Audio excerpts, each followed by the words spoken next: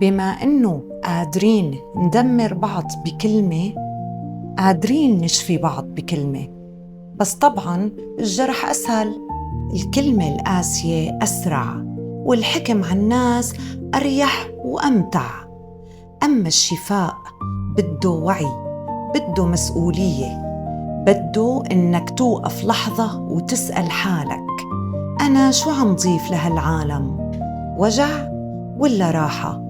مو المشكلة إنه ما نقدر نشفي، المشكلة إنه بدنا نتعب لنوصل لهنيك. ممكن كتير ما تكون مؤذي عن قصد، بس أكيد مرتاح وإنت مو واعي إنك عم تأذي.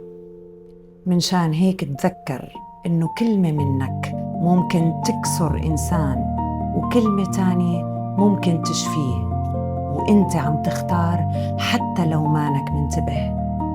أنا هيك، والباقي على الله.